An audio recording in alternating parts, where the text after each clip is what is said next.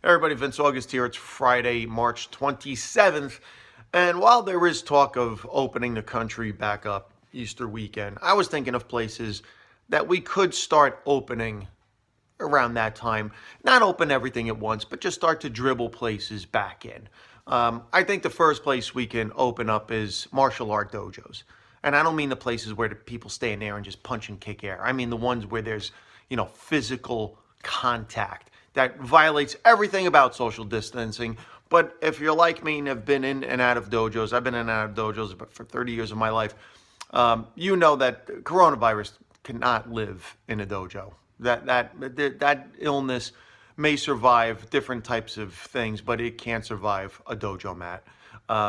And if you've done martial arts, if you haven't caught anything by now, you're not gonna. Between swallowing other people's sweat at one point in time or another, having your face caught in a place that it could easily give you an STD. If you haven't gotten anything yet, I mean, listen, I'll be honest. Any given point, if you've walked into some of the dojos I've trained in and look in there, but for the fact that we have clothes on and there's no sexual arousal, it looks like a giant orgy.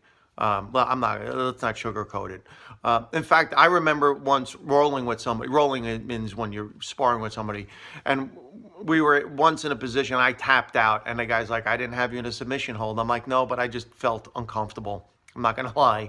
Yeah, when two people are in that type of position, if you're not in a committed relationship, you really shouldn't be in that position. So that's the first place. Second place is nail salons.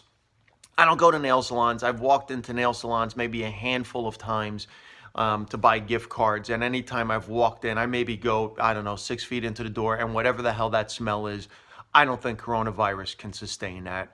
I could barely sustain it. I normally walk out the door and I feel like I was just at a Pink Floyd concert. I mean, I'm just dizzy for days. I don't know. And when I do walk in, I notice all of the workers are wearing masks anyway because of that smell. In fact, when we're done with all these ventilators, we should have one at every nail salon at the front desk for guys like me that are buying a gift card for someone else to help us breathe while we're standing in there buying this. The third place, and this one again it's personal to me, is Indian food restaurants. It's the one cuisine that I love that I can't make. I normally go to my favorite place in Hackensack, New Jersey, this place called Art of Spice, like once a week, and I'll be honest, from what I'm hearing about the coronavirus not being able to sustain in high temperatures, if you've ever had great Indian cuisine, everything between your mouth and the tip of your lower intestines, the temperature is normally somewhere in the area of 175 degrees after you eat really good Indian food. So trust me, if you did have corona, it would jump on whatever piece of tiki masala it could to get out of you because the body temperature is going to be too hot for anything to live.